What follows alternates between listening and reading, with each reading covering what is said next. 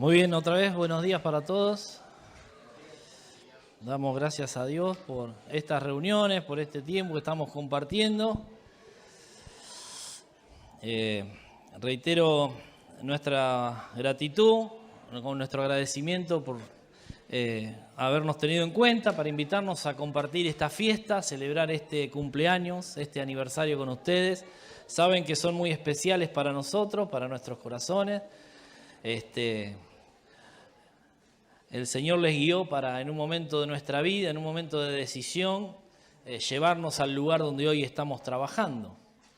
A través de ustedes el Señor nos dio esa orientación que le pedíamos, ¿no? O sea, orábamos un día, habiendo vuelto de... Cuento esto porque algunos me preguntaban en estos días, habiendo vuelto de Formosa, de Laguna Yacaré. Allí habíamos estado sirviendo 7 años en el impenetrable formoseño, estábamos...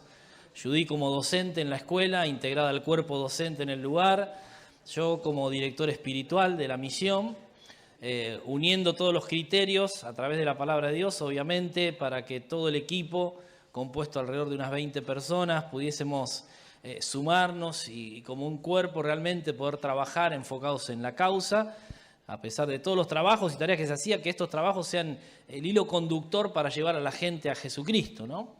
Allí nos especializamos en lo que haya que hacer. Yo por mi formación quizás me dedicaba a todo lo que era mantenimiento en la misión. La escuela técnica sirve para mucho.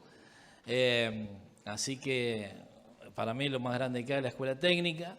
Y ahí hacíamos hasta los motores de los tractores. Rectificábamos en el medio de la selva. Ustedes dirán, ¿cómo? Y se hacía. Y lo que no sabíamos el Señor lo suplía, pero las cosas salían funcionando. A veces atada con alambre, como decía Ignacio Copani, ¿no? La atábamos con alambre y la cosa seguía. Y bueno, el Señor ahí ponía su mano, emparchábamos cañerías con pedazo de cámara, hemos hecho todas esas cosas. Y también criábamos animales. Teníamos animales allí, yo parecía el abuelo de Heidi en alguna oportunidad. Entre las cabras... Mi trabajo por la mañana tenía que ver con todo esto, que era mantenimiento, y hice un curso de 3 años de productor caprino. Así que si querés poner un emprendimiento de cabras, teneme en cuenta, por ahí te puedo asesorar. Y bueno, hasta el día de hoy la misión está funcionando porque la obra no depende de nosotros, sino es de Dios. Nosotros tuvimos que dejar ese lugar por cuestiones de que nuestras niñas habían crecido.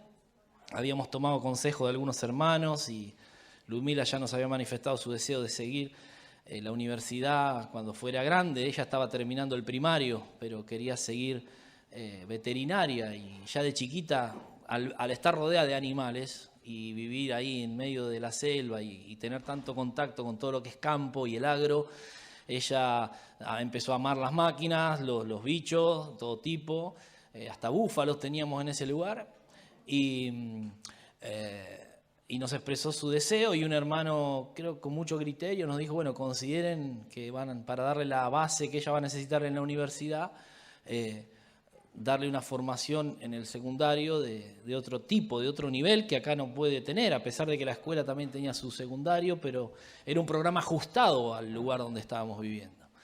Y bueno, tuvimos que tomar esa decisión. En ese año yo comencé con algunos problemas de salud. Recuerdo haber tenido un par de lagunas mentales, como diríamos. Lo peor fue que el primer episodio me sucedió en la ruta y viajando solo. Así que detuve mi vehículo y paré a un costado de la ruta y no sabía cómo ni por qué había llegado a ese lugar. Y me bajé de la camioneta y empecé a dar vuelta alrededor de la camioneta tratando de recordar. Es increíble, no sé si alguna vez te pasó a vos, pero es como que se te sale la cadena de la bici, ¿eh? Querés pedalear y no avanzás, ¿viste? Y de repente miro mi bolso que lo había tirado en el asiento de atrás porque iba solo, miro al costado y veo una carpeta, abro y veo unos papeles de la escuela y ahí la cadena entró en el piñón y ahí seguí pedaleando. Pero iba a hacer unos trámites a Formosa por la representación legal de la escuela, tenía que presentar unos papeles en el consejo, eran 500 kilómetros que había que viajar, y allá me hospedaba el hermano Daniel Volpi con su familia, con quien tenemos una relación de hace mucho tiempo, y ahí él siempre nos recibía. Y cuando llegué le conté, yo me mataba de risa en la cena, ¿no? Che, vos sé que me pasó esto, ja, ja, ja, ja, ja, ja. Y me dice, no, pará, porque no hay ningún chiste. Al otro día llamó a un hermano que es médico, me hizo una pila de indicaciones.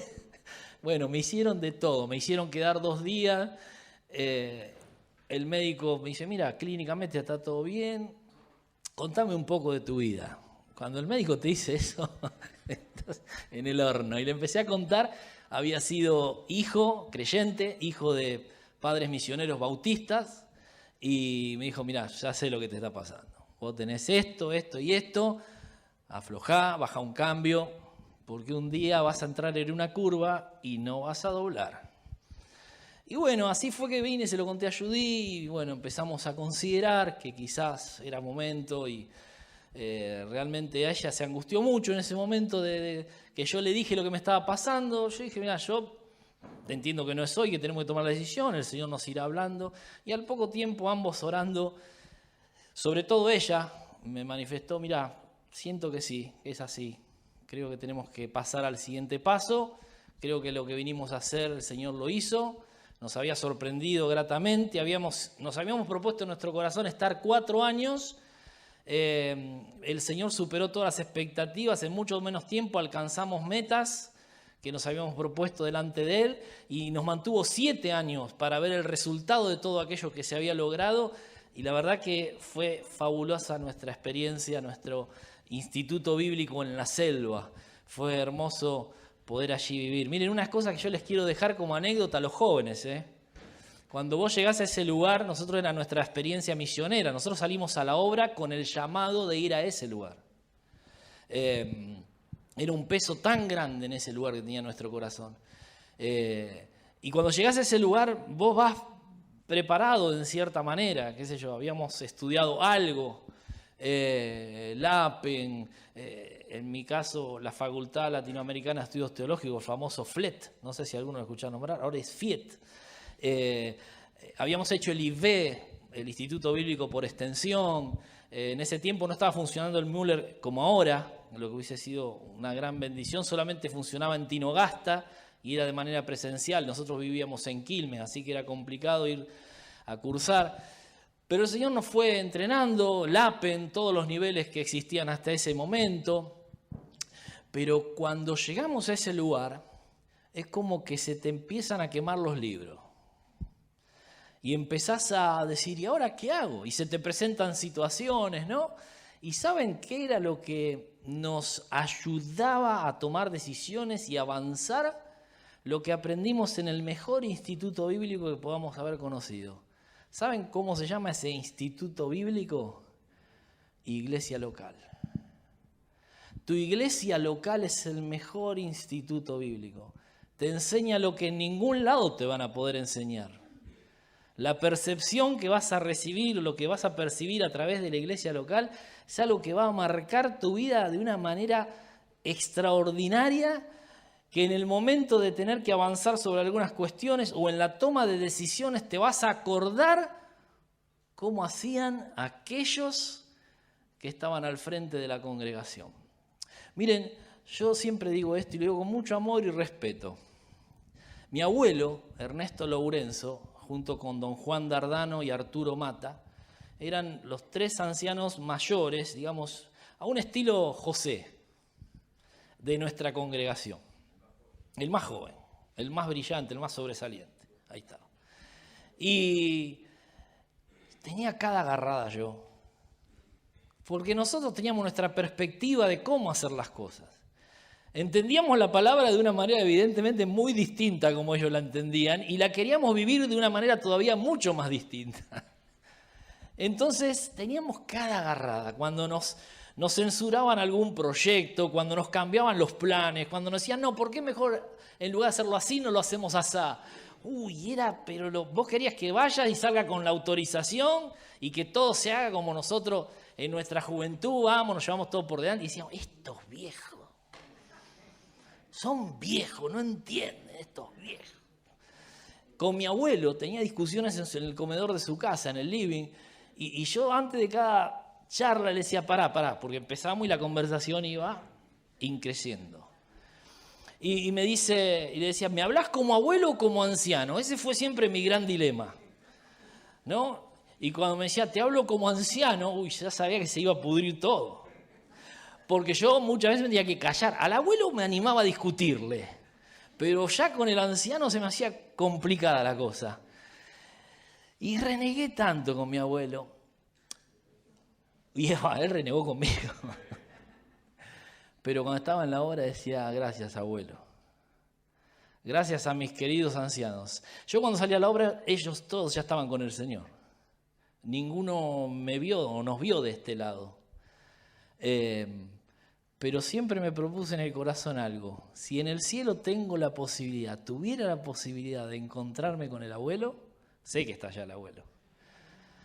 Pero ¿cómo me gustaría ver? Y de una manera bien gráfica, decirle gracias. Por eso vos podés hoy renegar mucho quizás de la situación que estés viviendo en la iglesia local, de las cosas que no entendés, pero presta atención. Porque un día, como hoy me pasa a mí, te vas a encontrar haciendo lo que ellos hacen. Porque te vas a dar cuenta que es bueno y que estaba bien. Y queridos, esto también es lo que nos ha traído hasta aquí en estos 85 años.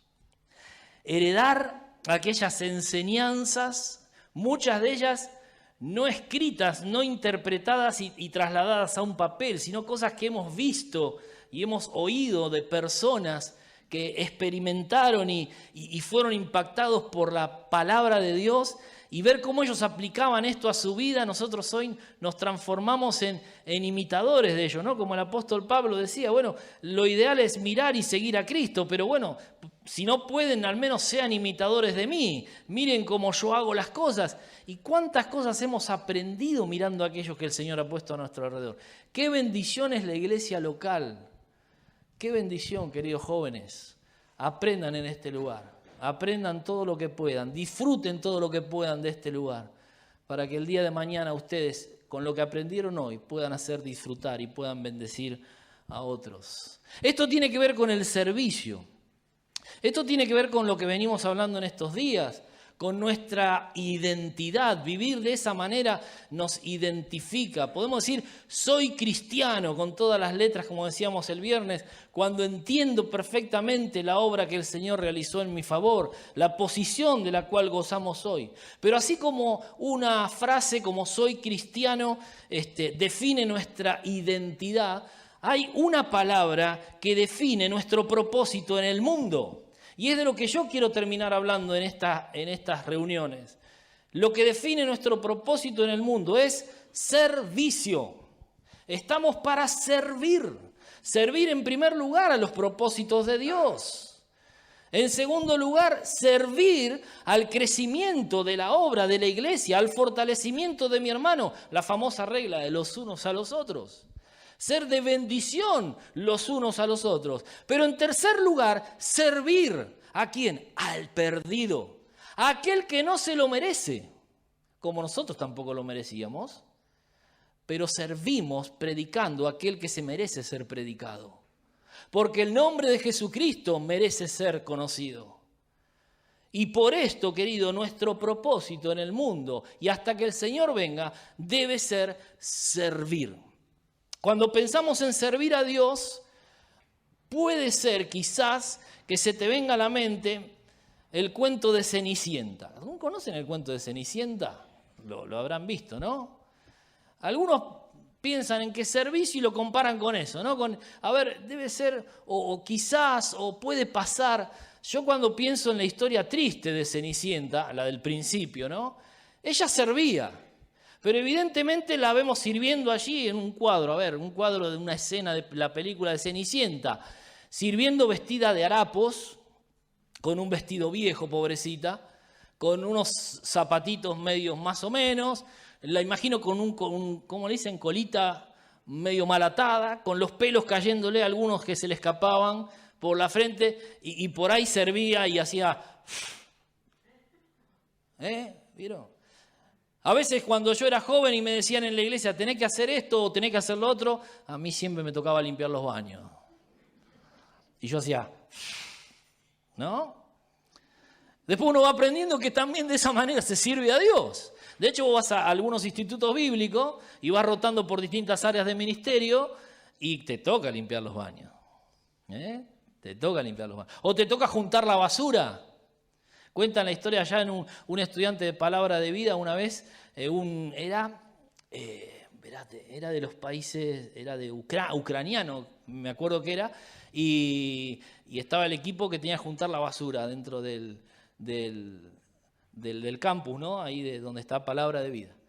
Y iban con el tractorcito y el acoplado, iban todos juntando la basura, cargando en el acoplado la basura, y claro, ¿quién era el más bacán? El que iba sentado manejando el tractorcito, ¿no? Y al ucraniano trataban de explicarle, a vos te toca juntar la basura. No entiende.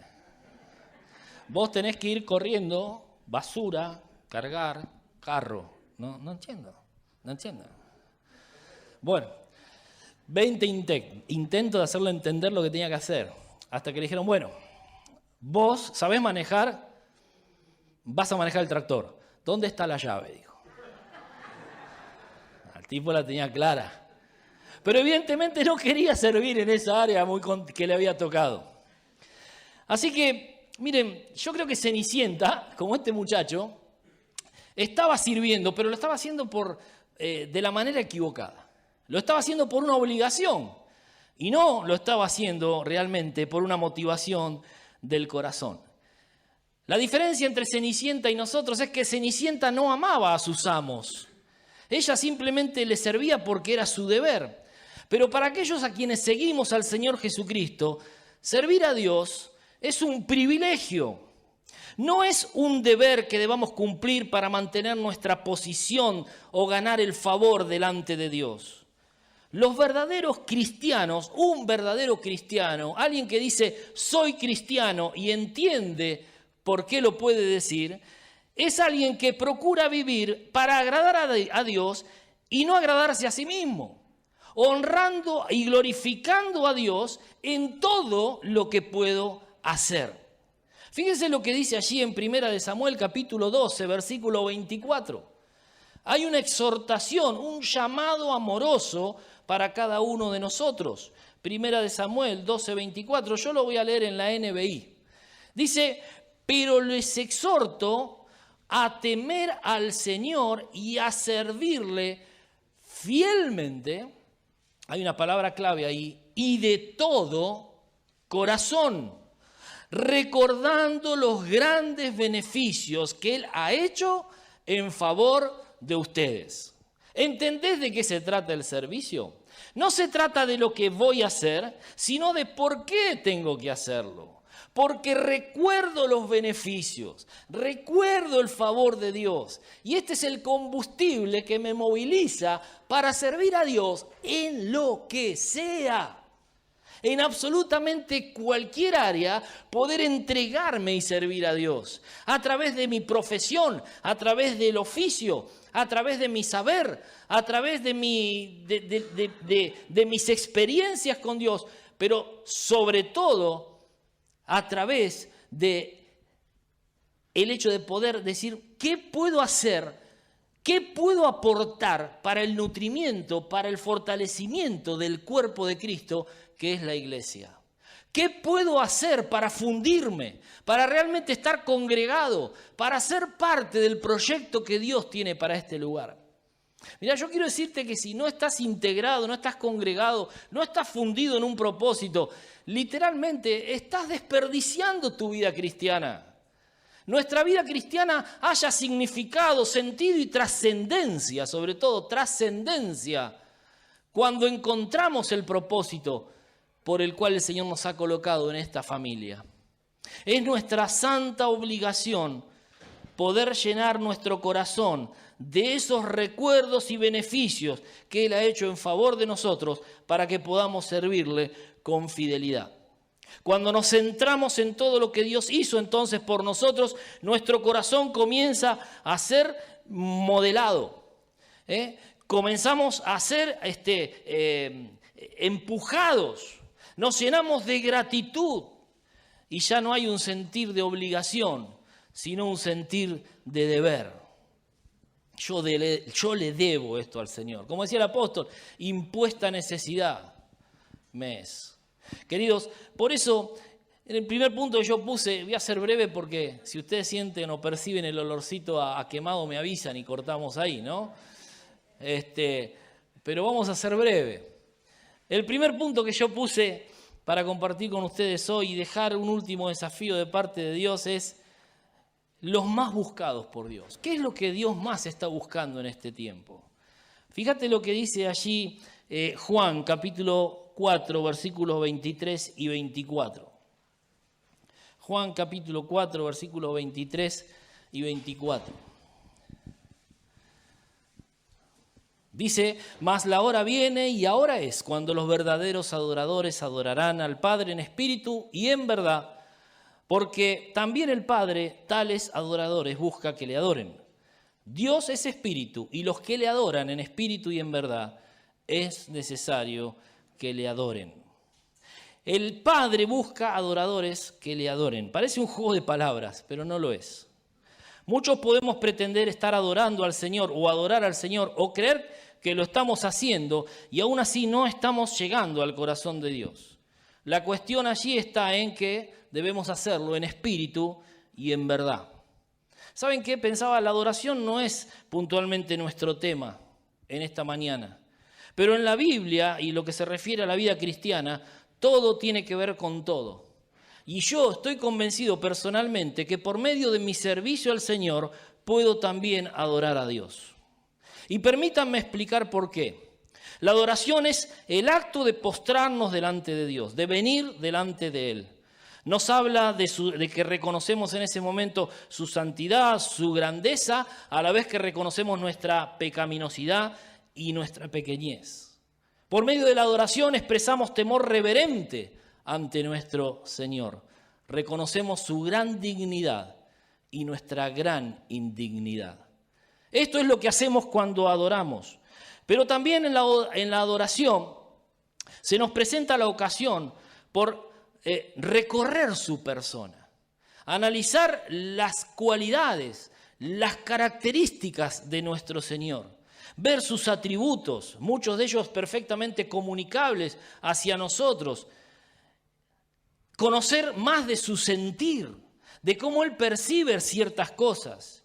Y aquí está el punto en cuestión. A través de ese tiempo que yo puedo venir y postrarme delante del Señor, puedo comenzar a hacer de mi servicio algo que comunique también sus virtudes y poder empezar a ver, al mirar como el Señor mira o percibir la mirada del Señor, cómo el Señor ve ciertas cosas, yo también comenzar a ver de esa manera y tener allí la oportunidad de encontrar, como le dicen en marketing, el nicho para introducirme y poder servir y comunicar el amor del Señor. Hay 3 ejemplos bíblicos que a mí me impactan, que tienen que ver y conjugan lo que es adoración con servicio. El primero lo vamos a mencionar simplemente, ustedes conocen la historia, Abraham, cuando sube al monte Moriah para adorar al Señor. ¿Cómo iba a adorar? ¿Se acuerdan? Ofreciéndole a su hijo Isaac en holocausto, allí en Génesis capítulo 22. En segundo lugar, la adoración de la que habla Miqueas, allí en Miqueas capítulo 6, versículo 6. Hacer justicia, amar misericordia y humillarnos delante de Dios. Pero en tercer lugar, el apóstol Pablo, que enseñaba allí, como hemos mencionado ayer, creo, en Romanos 12:1, que presentéis vuestros cuerpos en sacrificio vivo, santo, agradable a Dios, que es vuestro culto racional. Por eso, querido, todo indica que Dios busca creyentes que hagan. Hombres y mujeres de acción y entrega comprometida. Y no comprometida solamente, sino también yo agregaría sostenida. No un compromiso de hoy que se termina mañana. Un compromiso, como decíamos anoche, que se renueva todos los días. Todos los días me propongo ser leal.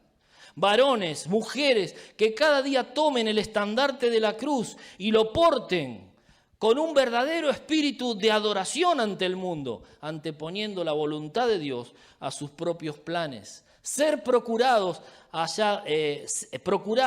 cada día ser hallados fieles al propósito que Dios ha diseñado para nuestras vidas. Así podemos vivir diariamente. Una entrega y un servicio que adora a Dios. En segundo lugar, está la urgencia existente en la obra de Dios. Primera de Pedro, capítulo 4, versículo 10. Hay una demanda allí para cada uno de nosotros. Primera de Pedro, capítulo 4, versículo 10, dice: cada uno, según el don que ha recibido, ministrelo a los otros como buenos administradores de la multiforme gracia de Dios. Permítanme leerlo de nuevo. Cada uno según el don, paréntesis, capacidad especial, una capacidad espiritual especial. Según la capacidad que hayas recibido, ministralo. ¿Qué significa? Ocuparse de entregarlo a los otros como buenos administradores de la gracia de Dios. A mí me gusta conjugar ese versículo con el de 2 de Timoteo 1:6. Por lo cual te aconsejo, allí la palabra es, dice el apóstol, que avives, que significa que intensifiques o que aceleres. ¿Viste cuando agarrás cuando prendiste el fueguito para el asado? Bueno, muchos ya hace rato no hacemos asado. Está complicado hacer asado. Y vos ves que ponés los carboncitos o la leña y la llamita ya se quiere transformar ahí en apenas humito, y agarrás una hoja de diario, un cartón y empezás, ¿no? Y el fuego lo acelerás, el fuego sufre una aceleración ahí por medio del oxígeno, del aire que le estás inyectando, y cobra vigor. Esa es la misma imagen. Empezá a pantallar el fuego de tu vida para que pueda intensificarse. Avivá el fuego del don de Dios que está en ti por la imposición de mis manos. Querido, si recibiste a Cristo, si el Señor Jesucristo un día escuchó tu invitación de venir a Él, Señor, vení a mi vida, Señor, te acepto, creo en vos, te recibo como mi único y suficiente Salvador. El Espíritu Santo vino a vivir a tu ser. Y en ese mismo momento el Señor te dota, te capacita de una manera especial. Y obviamente tenemos que trabajar, tenemos que probar, tenemos que encontrar aquellas capacidades espirituales especiales con las que Dios nos ha equipado para que podamos ser parte y para que podamos servirle. Todos tenemos, aquellos que hemos recibido a Cristo como Salvador, lo sé que lo has escuchado muchas veces, dones, capacidades especiales, 1, 2, 3, 4. Pero estás ocupada en entender y descubrir el don que Dios puso, porque por medio de ese don, ese es el camino que te conducirá a encontrar también el propósito. Yo tuve un problema de chico. Yo dormía en una cama cucheta con mi hermano. Éramos 4 hermanos, en realidad había 2 camas cucheta en la pieza. Ya la habitación se hacía bastante pequeña. Pero no sé por qué, pero hay camas y camas. Ahora las camas las hacen con las patitas un poquito más adentro. Pero en ese tiempo la cucheta, se ve que nosotros éramos bastante, saltábamos, hacíamos titanes en el ring con las cuchetas. Las juntábamos, pero en lugar de pelear en las de abajo, en las de arriba luchábamos. El que se caía perdía. Y éramos 4. Al chiquitito le perdonábamos la vida, pero yo me abrí la ceja, me abrí por acá, pegaba y rebotaba contra los muebles. No, pero era titán. Mi hermano era Caballero Rojo. Y yo era Martín Caradagian, imagínense. Algunos no tienen ni idea de qué estoy hablando. Se me cayó el almanaque encima. Bueno, pero esa cama tiene una particularidad. Vos entrabas a la pieza con la luz apagada y nos gustaba andar descalzo siempre dentro de la casa. Y mi dedo chiquito parecía que a propósito le apuntaba a la pata de la cama. ¡Pac! No sé si vos pateaste alguna vez la pata de tu cama con el dedo chiquito. Con el dedo chiquito, no con otro dedo, con el chiquito. Es chiquito, pero ¿cómo duele? Y siempre mi pregunta en ese tiempo era bastante tonto, ¿no? Bastante pavo. O algo me quedó. Pero era, ¿por qué el dedo chiquito? ¿De qué sirve? Y bueno, con el paso del tiempo, estudiando, recorriendo un poco la Biblia y viendo acerca de los dones, cuando el Señor le da tanto valor, no aún al miembro más pequeño, al que parece insignificante, pero en realidad nos invita a estudiar acerca de su propósito, lo que la Biblia dice me llevó a estudiar acerca de ¿para qué era el dedo chiquito? Entonces empecé a mirar algunos manuales y encontré, y a googlear, fui a San Google, y encontré el propósito del dedo chiquito. Ustedes saben que nuestro cuerpo está compuesto de millones de terminales nerviosas, ¿no? Sobre todo lo que es acá en la base de la corteza cerebral. Y también descubrí que nuestros dedos son como sensores, son como microprocesadores, son computadoras, ¿no? Que cualquier afectación que ellos sufran, ¡tuc!, inmediatamente resuenan las alarmas, se prenden las luces del tablero acá. Y encontré que el dedo chiquito es el sensor que me ayuda a mí en este momento a estar parado de esta manera. Cuentan historias, ahí hay cosas de personas, testimonios de personas que por haber tenido un accidente y haber perdido el dedo chiquito del pie, muchos, según del lado que le falte el dedo, necesitan un bastón para no perder la estabilidad. Es chiquito, pero me ayuda a estar erguido y me ayuda a caminar derecho. Qué importante el dedo chiquito. Por eso, querido hermano, por más chiquito que te consideres en la presencia de Dios, digas, no, pero yo soy insignificante. Mirá, si vos no estás, es complicado. Si vos no estás, vas a hacer que nos duela a todos. Si vos no estás, algo la iglesia se va a estar perdiendo. No permitas que nos perdamos de aquellas cosas, de aquellos favores, de esas virtudes con las que Dios te ha dotado. Empezá a trabajar para descubrir tu don. Pedí ayuda si no sabes cómo hacerlo. Hay hermanos capacitados que te van a ayudar, pero ¿sabes cuál es la mejor manera, como me dijeron a mí? Probá, insertate, a ver en qué puedo ayudar. ¿Puedo ser parte de la escuelita bíblica? ¿Puedo ser colaborador? ¿Te puedo sostener las láminas? ¿Cuántos han descubierto su llamado a servir a Dios en la niñez? Simplemente y fuimos muchos introducidos a sostener una lámina, pero al ver la respuesta de los niños, la motivación, la efectividad de la lección, cómo nuestra maestra de escuelita daba la clase, y vos quedaste obnubilado y decís, ¿cómo me gustaría hacer esto, no? Y el día que tuviste la oportunidad de hacerlo, tu corazón se infló y te sentías realmente útil para Dios. Yo sé que muchos se están acordando de esa época y decís, wow, esto es lo que quiero para mí. Es como descubrir la profesión, ¿no?, a la que querés estudiar o la carrera en la que querés orientar tu vida. Pero esto es mucho más fascinante, porque es algo que te llena y que cuando lo puedas hacer va a traer trascendencia a tu vida. El problema es que con el paso del tiempo muchos cristianos comienzan a acostumbrarse, comenzamos a acostumbrarnos solamente con el hecho de ser salvos. Dicen, soy salvo. Me siento salvo. De hecho, cuanto más lo pienso, más paz y tranquilidad siento porque soy salvo. Y yo sé que Cristo viene y voy a la cena del Señor y me siento seguro y soy salvo. Pero este acostumbramiento les ha llevado o puede llevarnos a ser descuidados en nuestro deber para con Dios. Y por ende, afectamos a nuestros hermanos.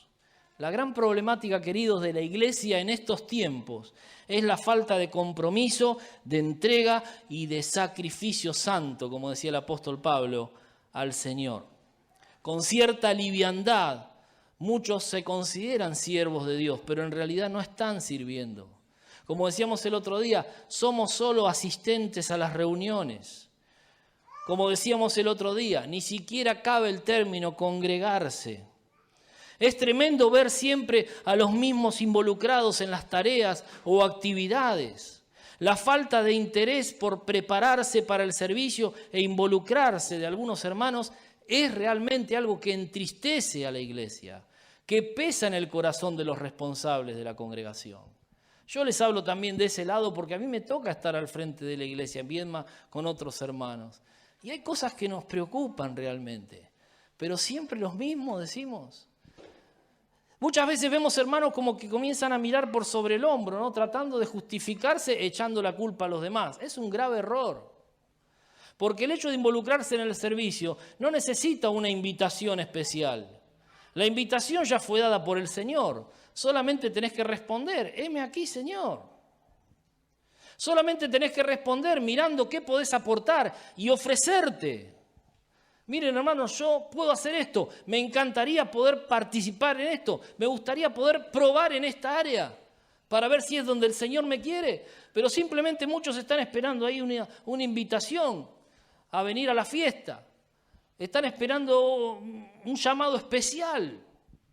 Queridos, el llamado ya fue dado por el Señor. Muchos justifican justamente su inacción, su inactividad, con frases hechas, como a veces yo escuché muchas veces esta frase, y no dan lugar. O la otra frase, no me tienen en cuenta. La culpa parece siempre ser del otro. Pero la idea de estos pasajes que hemos leído sugiere que la responsabilidad es de cada uno ser un buen administrador. Segunda de Timoteo justamente habla esto lo hemos leído allí en el capítulo, ahora en el capítulo 15, segunda de Timoteo 2:15, procura con diligencia presentarte a Dios aprobado como obrero que no tiene de qué avergonzarse. Y primera de Pedro, capítulo 4, versículo 10, hablando acerca de la administración, dice, destaca esta frase, ¿no? Dice, cada uno, como hemos leído antes, ministrelo, darlo completamente. Y habíamos visto en 2 de Timoteo 4:10 que decía, te aconsejo que avives, que intensifiques o que aceleres. Habla puntualmente y de manera personal a cada uno de nosotros. Es tu deber, es mi deber, ministrar, intensificar lo que podemos dar, lo que podemos entregar al Señor. Y en tercer lugar, yo quiero terminar con esto. Hoy se nos presenta una oportunidad extraordinaria de ser hallados fieles por el Señor. No sé cómo llegaste al día de hoy. Quizás la carrera es mucha, te está costando demasiado, has tropezado muchas veces, has caído, pero te volviste a levantar, seguís corriendo. Quizás no estés dando el 100% de tu potencial, pero venís allí promediando. Miren, hay una anécdota que a mí me inspira mucho, y es la historia de Carl Lewis. ¿Escucharon hablar de Carl Lewis? Es lo que sería hoy un Saddam Hussein. No, Saddam Hussein no, ¿qué digo? No, ese ya fue. Usain Bolt. Bueno, es familiar debe ser. Bueno, ahí está. Usain Bolt. Carl Lewis lo llamaban el hijo del viento. Después al pájaro canigia también, ¿no? Le decían el hijo del viento. Pero Carl Lewis cuenta en sus anécdotas deportivas que cuando él hizo la universidad justamente becado por sus condiciones atléticas. Y dice que él nunca fue bueno en atletismo, pero porque nunca había tenido una buena largada. Nunca arrancaba bien. Es más, en muchos torneos había sido intercolegiales y entre los universitarios, había sido expulsado. Ustedes saben cuando descalificado, cuando uno arranca mal, ¿no? Que tiene un mal inicio, paran la carrera, vuelven todos a la largada y lo invitan al corredor a que salga. Y muchas veces tuvo que soportar la vergüenza de ser descalificado. Así que, ¿qué hacía él? Se tomaba 2 milésimas de segundo para largar. ¿Qué hacía esto? Que largue entre los últimos, si no era el último.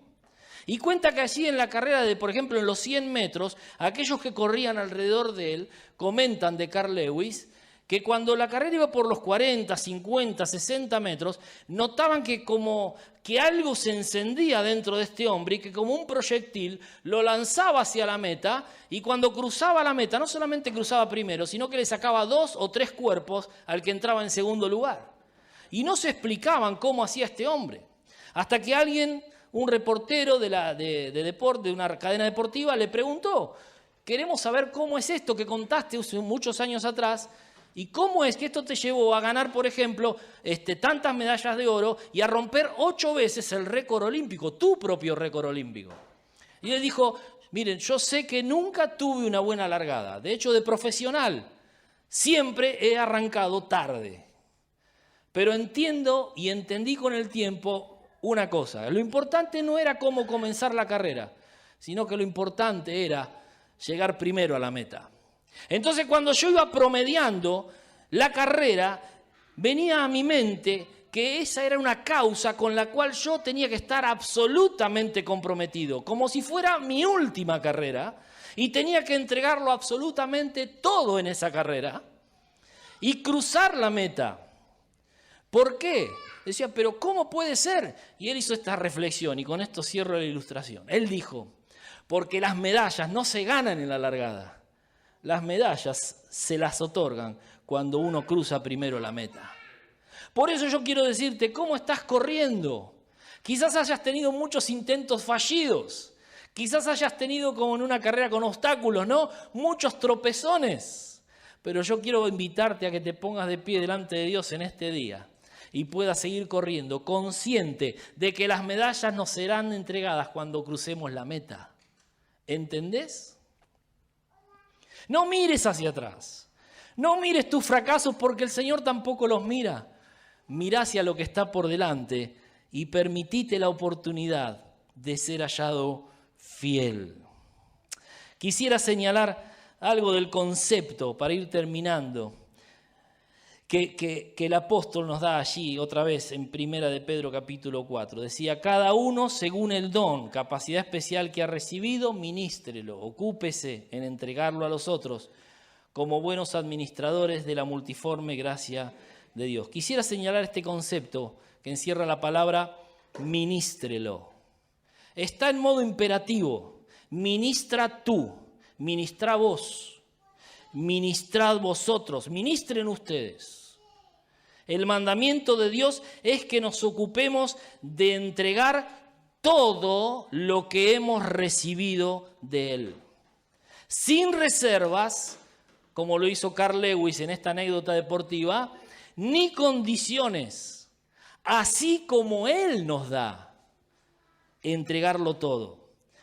Si bien la palabra que nosotros usamos mucho es también administrar y comparte la misma raíz, y también se encuentra incluida en este pasaje que hemos leído, la palabra administrar se emplea generalmente bajo el concepto de hacer que algo alcance o rinda más, o nos dé un rédito o un beneficio, ¿no? Pero a mí me parece una fantástica inspiración del autor incluir en la misma frase estas dos mismas palabras que tienen la misma raíz. Porque está contrastando lo que es la conjugación humana con lo que es la conjugación divina. Mientras que nosotros administramos de alguna manera, vamos dando en dosis, Dios nos dice, ministra, entrega todo, simplemente serví, dalo todo, no te preocupes para cuánto alcanzará, no te preocupes cuánto tenés o para cuánto durará, dalo todo. Porque él aclara en ese pasaje, estamos dando de la multiforme gracia de Dios. Es una gracia inagotable, es una gracia que se renueva, es una gracia llena de recursos celestiales inconcebibles por nuestra mente humana, que Dios pone a nuestra disposición para que seamos y nos transformemos en canales de bendición. Simplemente tenemos que proponernos dar. Y cuando vos te propones dar, Dios comienza a suplir, Dios comienza a llenar, Dios comienza a capacitar. Él se da a través de nosotros a otras personas. Cuando vos te propongas realmente ministrar, simplemente dar, sirviendo a otros en el nombre del Señor. Yo me escribí una frase para mí hace algunos años. Se las quiero compartir. Quizá digan, bueno, para mí no tiene mucho sentido. Para mí lo tuvo. Y lo sigue teniendo. Yo me anoté en mi Biblia. Sirve todo el tiempo a todos los que puedas con todo lo que tengas. Sirve todo el tiempo a todos los que puedas con todo lo que tengas. Y quiero vivir bajo ese lema. Quiero vivir dándole todo al Señor. Dice 1 Corintios capítulo 4:2, ahí habla acerca de la fidelidad de los administradores, ¿no? Cuando decía, se requiere de los administradores que sean hallados fieles. Yo encontré esta versión que decía, se requiere, sin embargo, de los dispensadores. Me gustó esta frase, me hizo pensar en el dispenser de agua, ¿no? Te da todo el dispenser. Si vos mantenés apretado el botón, se puede vaciar el dispenser. El dispenser no va a decir, no, pará que me estoy quedando sin agua. Se da entero, ¿no? Se requiere de los dispensadores que cada uno sea hallado fiel, que cumpla su propósito. Y acá fidelidad justamente está en ese contexto, ¿no? Darlo todo. Y bueno, esta es la clave, querido. Yo te quiero dejar esto en esta mañana. La clave es todo, con todo. Esta es la medida que el Señor estableció, porque Él mismo se dio por entero. ¿Se acuerdan? Por ejemplo, leamos un pasaje allí, vemos un pasaje en Marcos 10:45, porque el Hijo del Hombre no vino para ser servido, sino para servir, para brindarse. Y ahí aparece, y para dar su vida en rescate por muchos. Gálatas 1:4 añade este concepto, se dio a sí mismo por nuestros pecados. Él se dio. No importó a quién, simplemente se dio. En la parábola de los talentos de Mateo capítulo 25 nos habla de aquel hombre que llamó a sus siervos y les dio conforme a sus capacidades. A unos 5 talentos, a otros 2, a otro 1. Al que se le dio, al que le había dado 5, le ganó para el Señor 5 más para su amo. Al que se le habían dado 2, ganó 2 más. Pero al tercero, al que se le había dado 1, lo escondió. Y hubo un castigo, hubo un reclamo, hubo un reproche. Entonces se le quitó el talento a y se le dio a aquel que había obtenido 10 talentos. Ahora, por medio de esta figura, Dios explica que Él confía sus dones o talentos a hombres y mujeres con la elevada comisión de que los desarrollen y espera una respuesta fructífera de parte de cada uno de nosotros. Queridos, tengamos en cuenta esto, que la inactividad por miedo excesivo, la preocupación por no saber cómo voy a hacer las cosas o qué puedo hacer yo, la cobardía, la pereza o la simple omisión consciente en hacer rendir estas capacidades recibidas de parte de Dios, por esto seremos reprendidos por el mismo Señor. ¿Qué hiciste con lo que te di? Y un día tendremos que dar cuenta de todo esto. Algunos damos cuenta o tendremos que dar cuenta acá, porque los reclamos del Señor comienzan a pesar sobre nuestras vidas. Hermanos, que nuestra respuesta a Dios en cuanto al servicio para el tiempo que viene, hoy termina la celebración, en horas más, y pasaremos la página y comenzaremos a escribir la historia del año número 86. Para lo que está por delante, querido, que nuestra respuesta a Dios en cuanto al servicio sea, que tu lema sea, debo entregarlo todo. Mateo capítulo 10, versículo 8, qué hermoso texto. De gracia recibisteis, da de gracia. Derramate entero para el Señor. No te guardes nada para después. Simplemente dalo. Para que cuando llegue aquel día podamos oír esas hermosas palabras de boca del Señor. ¿Quién no las quiere escuchar? ¿No? Yo sí quiero escucharlas. Bien, buen siervo y fiel. Sobre poco has sido fiel, sobre mucho te pondré. Entra en el gozo de tu Señor. Hay 2 cosas que podés hacer en esta vida. Perder tu vida en el mundo, aunque nuestra alma es salva. Perder tu vida en el mundo o invertirla y ganarla para la eternidad. La decisión es tuya. No viene al caso o no tenemos el tiempo, pero como si la historia de mi vida la puedo escribir con una moneda. Mi hermano que me sigue a mí sería una cara de la moneda y yo sería la otra cara de la moneda. A los 16 años, estando en la pavada total, él y yo un poquito más grande, Alguien nos dijo, ¿qué van a hacer con sus vidas? ¿Las van a seguir desperdiciando como hasta ahora? ¿O se van a poner serios en los caminos del Señor? Con familia creyente, habiendo recibido a Cristo, nosotros. Él le creyó la mentira al mundo, siguió por su camino, trajo mucho dolor a nuestra familia. Yo quizá era un poco más temeroso, quizás por miedo tomé la decisión, pero me quedé en los caminos del Señor, traté de cambiar, hubo gente que se me arrimó, me ayudó a cambiar, me bauticé, me comprometí con la causa, hoy estoy acá. Mi hermano a los 16 años se apartó y a los 33 años el Señor se lo llevó, enfermo de SIDA, pesando 45 kilos en una cama del Hospital Muñiz. Dos caras de la misma moneda. Uno, dio su vida al mundo, perdió su vida, salvó su alma. Dos, hoy trato de invertir humildemente mi vida para Dios. Una de las frases que mi hermano dijo y marcó mi vida para siempre fue, Fabi me agarró la mano, pues yo estuve cuidándolo en el hospital, internado con él 10 días, no podía salir y estaba ahí adentro yo, vestido con toda esa ropa que te ponen para estar al lado de los pacientes terminales y me dijo, Fabi, quédate tranquilo, yo sé que perdí la vida, pero ¿sabes una cosa? Mi alma está a salvo. Él pudo reconciliarse con Dios, pudo pedir perdón a mamá, a papá, a mí, pero perdió su vida. Vivimos,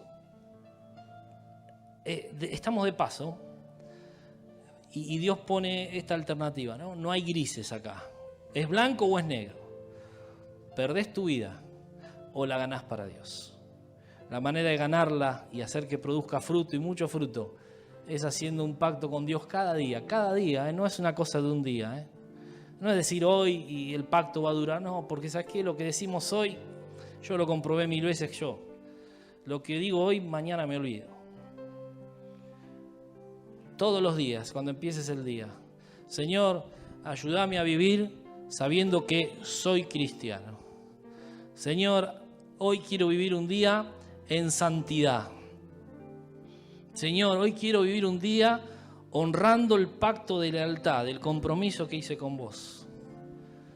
Dios, ayúdame a estar involucrado íntegramente con todo lo que tengo, con todo lo que soy, invirtiendo mi vida para lo eterno, para que lo podamos disfrutar con Él para siempre.